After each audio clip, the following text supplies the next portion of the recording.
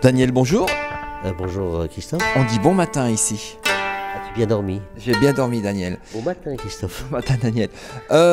J'avais deux questions à te poser. Ouais. Donc on est toujours à la IPU 2012 à Trois-Rivières. Qu'est-ce que tu viens faire à Trois-Rivières?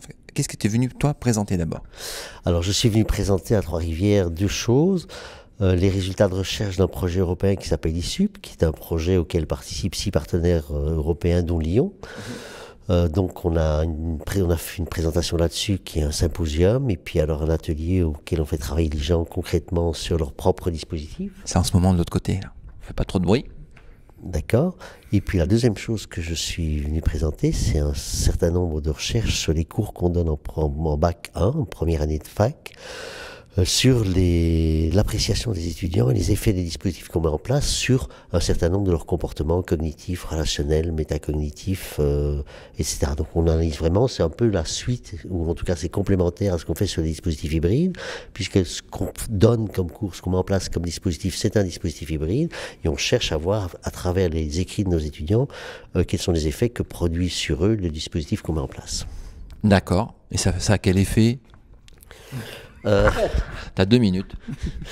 Alors ça fait déjà des tas d'effets. D'abord, ils apprennent des choses, ils transfèrent un certain nombre d'apprentissages dans leurs cours, dans d'autres cours, donc dans leur métier d'étudiant, parfois dans leur sphère professionnelle, parfois effectivement dans leur sphère privée. Donc ils apprennent des choses qu'ils sont capables de transmettre et de transférer à d'autres occasions de leur vie.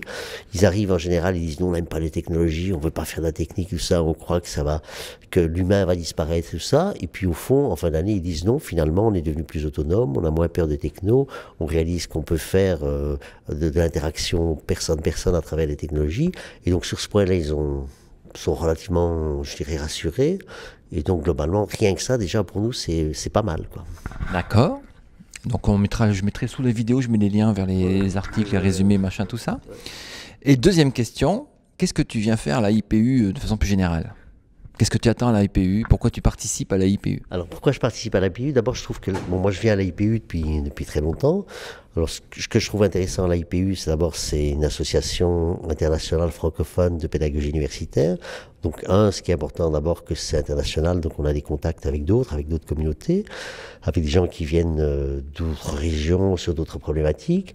C'est de la pédagogie universitaire, c'est quand même vachement important parce qu'on travaille dans l'enseignement supérieur et qu'au fond, on se préoccupe, enfin dans les universités, on se préoccupe pas toujours de la pédagogie universitaire et qu'il y a un lieu où des praticiens, des chercheurs, des institutionnels se rencontrent pour échanger sur leurs pratiques, pour présenter leur analyse de pratiques ou leurs problématiques de recherche.